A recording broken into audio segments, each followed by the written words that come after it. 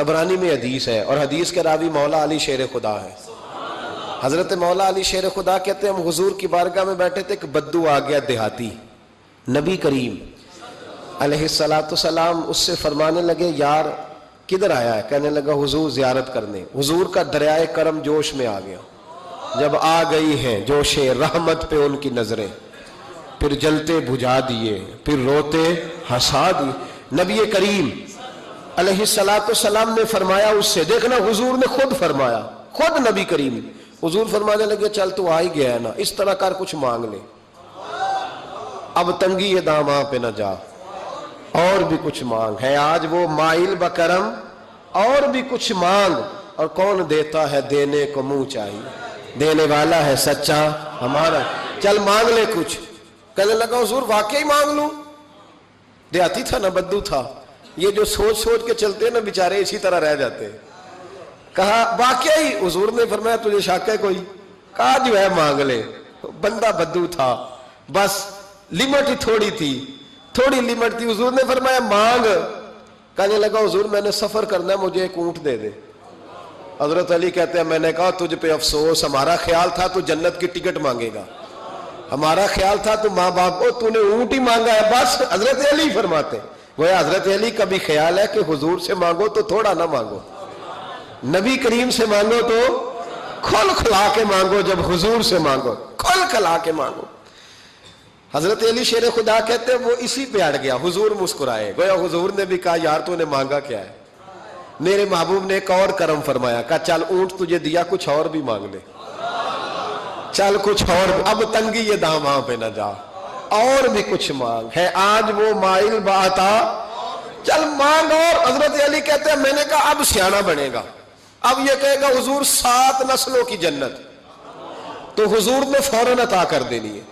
اب یہ کہے گا یا رسول اللہ جتنے بیٹھے سب کے لیے اعلان کر دے دوزخ سے آزادی کا، جتنے میری نسل میں لوگ ہیں سب کے لیے اعلان ہو جائے گا، لیکن وہ وہیں کا وہیں رہ گیا، وہیں کا وہیں، چھوٹے چھوٹے دائرے میں مانگ لے۔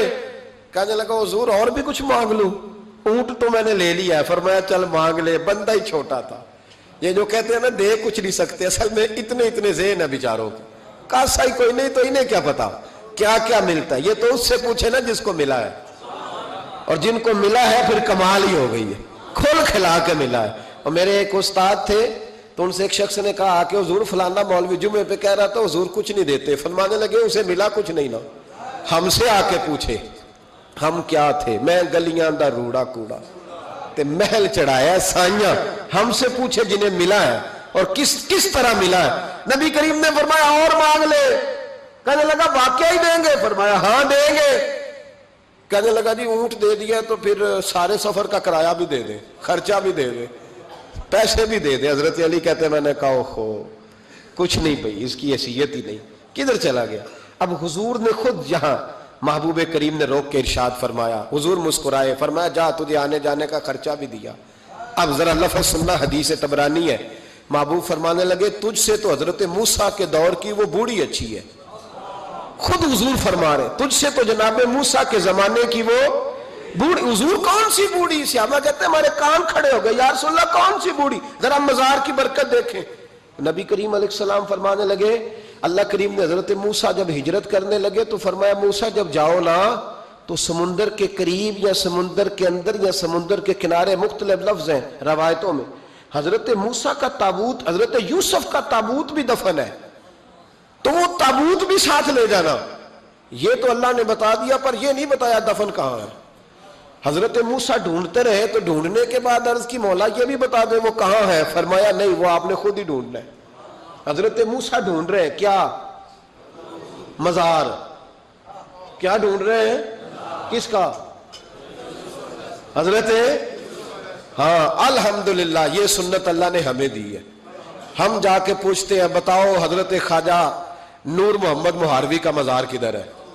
ہم سائی وال کھڑا ہو کے پوچھتے ہیں کہ پاک پتن شریف جانا ہے، رستہ کون سا جاتا ہے؟ یہ نبیوں کی سنت اللہ نے ہمیں دی ہے، ہم یہ کام کرتے ہیں۔ حضرت موسیٰ ڈھونڈ رہے ہیں اور ڈھونڈتے ڈھونڈتے فرمایا مل نہیں رہا تھا، لوگوں سے پوچھا بھی کہاں ہے، اور یہ بھی اللہ کی حکمت ہے، واللہ اللہ تو اپنے نبیوں کے سامنے سارے پردے کھول دیتا ہے، یہ بھی حکمت ہے۔ کہاں ہے مزار؟ لوگوں نے کہا حضور ایک بوڑھی اماں ہے, بڑی بوڑھی, اس کو پتہ ہے. فرمایا بلاؤ. اماں کو بلایا, کہا تو زیادہ بوڑھی ہے. تو حضرت موسیٰ کہنے لگے چلو خود چلتے ہیں اس کے پاس. حضرت موسیٰ خود آئے. کس کام؟ اللہ آپ کا بھلا کرے, اللہ کرے آپ کو یاد رہ جائے یہ باتیں. مزار شریف کا پتہ کرنے آئے. آ کے اماں سے کہا اماں حضرت یوسف کے مزار کا پتہ. کہنے لگی بالکل پتہ ہے. کہا پھر کہاں ہے؟ کہنے لگی ایسے ہی مفت میں ہی بتا دوں. مزار کا پتہ بتانے میں پیسے لگتے ہیں, کوئی مفت نہیں بتایا جاتا. ولی کے مزار پہ جانا کوئی معمولی بات ہے؟ ایسے ہی بتا دوں. حضرت موسیٰ کہنے لگے اماں میں نے تابوت نکال کے ساتھ لے جانا ہے, بتاؤ. اماں کہنے لگی میں, یہ حضور فرما رہے ہیں, یہ طبرانی ہے, نبی کریم علیہ السلام نے فرمایا بتاؤ. حضرت موسیٰ کہنے لگے بتاؤ. کہنے لگی پیسے لگتے ہیں پھر بتاؤں گی. کہا کیا لیتی ہو؟ تو اماں کی سوچ, حضور کہنے لگے تجھ سے تو اس اماں کی سوچ ہی بڑی ہے. اماں کی سوچ دیکھیں. اماں کہنے لگی موسیٰ اگر حضرت یوسف کے مزار کا پتہ بتاؤں گی اس شرط پر کہ جنت میں مجھے وہ والا مکان چاہیے جس کے پڑوسی حضرت موسیٰ علیہ السلام ہو. ختم ہو گئی بات. رکھو یہاں قیمت تو لے لو مزار کا پتہ. لوگ سمجھتے ہیں مزار کوئی معمولی بات ہے. کوئی معمولی لوگ ہیں صاحب, یہ بہت بڑی بات ہے مزار کا پتہ. کہا اس جنت میں وہ والا مکان جس کے ہمسائے حضرت ہے, یعنی ادھر تسی ہو وہ تو ادھر تے کاندھ, ہاں پنجابی میں کاندھ سانجی ہوئے, پھر پتہ بتاؤں گی. حضرت موسیٰ علیہ السلام کہنے لگے اماں تو زیادہ ہی اونچی چلی گئی ہے, اس طرح کر جنت لے لے, یہ موسیٰ کا پڑوس نہ مانگ, جنت لے لے. حضرت موسیٰ علیہ السلام کی اس اماں سے تکرار ادب سے کہہ رہی ہے. یہ بات بھی اللہ نے اماں کے دل میں ڈالی, ادب سے کہتی نہیں پھر موسیٰ نہیں نا اگر وہ مکان دینا جاؤ کسی اور سے پوچھ لو. نہیں بتاتی, ناز سے بات کر رہی ہے. 3-4 دفعہ جب کہا نا تو حضرت موسیٰ علیہ السلام کہنے لگے اماں جنت دے تو رہا ہوں.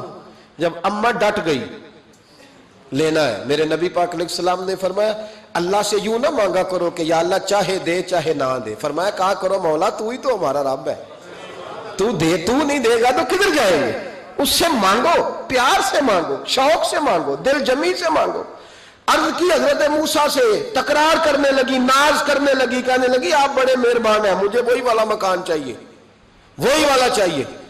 حضرت موسیٰ علیہ السلام اللہ کی بارگاہ میں عرض کرنے لگے مولا یہ تو ڈٹ گئی ہے, اب بتا کیا کرنا ہے. تو رب کریم نے فرمایا موسیٰ خود نہیں بول رہی, میری توفیق سے بول رہی ہے, اور میں نے ہی بات ڈالی ہے دل میں. تو اس طرح کر, تو وعدہ کر لے, میں انشاءاللہ عطا کر دوں گا.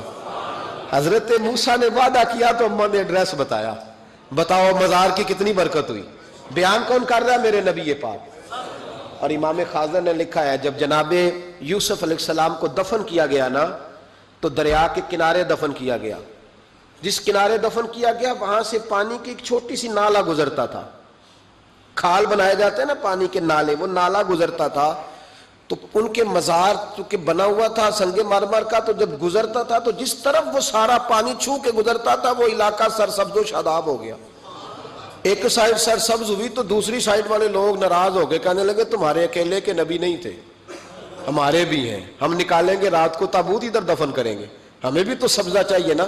ہمارے کھیتوں کو بھی اسی دریا کا پانی لگتا ہے پر سبزہ نہیں, لیکن چونکہ حضرت سیدنا یوسف علیہ السلام کے مزار سے چونکہ گزرتا ہے تو تمہیں سبزہ ملتا ہے. اب فیصلہ کیا ہوا؟ امام خازن کہتے ہیں انہوں نے کہا اس طرح کرو حضرت یوسف کو وہیں رہنے دو, تو ایک اوپر سے کھال بنا لیتے ہیں, پانی سارا ادھر سے گزرے گا, آگے جا کے 2 حصوں میں بانٹ لیں گے, آدھا ادھر چلا جائے گا آدھا ادھر چلا جائے گا.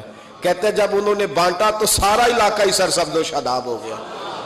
اس پاکستان میں کون سا ظلم ہے جو نہیں ہوا؟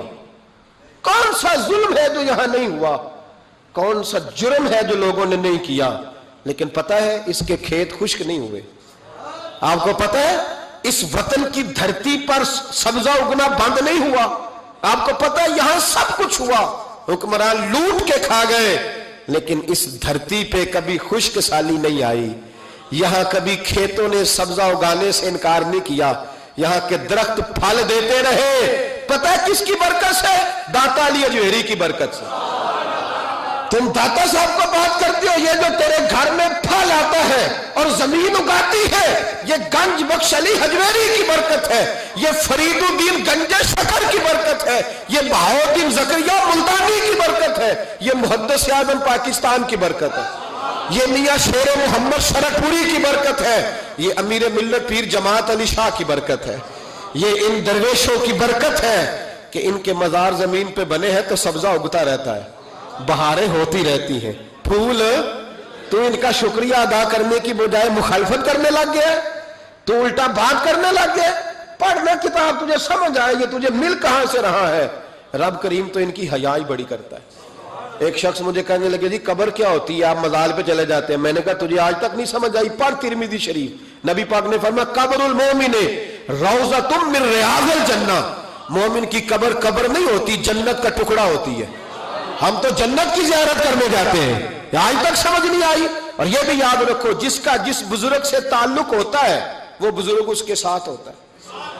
पीर मुरीदां दे सिर ते रहिंदे, ओ झूठे होनिया, ओ झूठे होनिया, हाँ उसका काम है। ये क्या बात हुई कि जिसके गुण गाए, सारी जिंदगी जिसका नाम लेके जिए, बैठे कहीं थे पर उसके तज़किरे उसके गुण गाते रहे, वो भूल जाए। ये कैसे हो सकता है? ये मुमकिन है? कोई छोड़ दिया सारा कुछ जिसके नाम पर वो याद ही ना करे।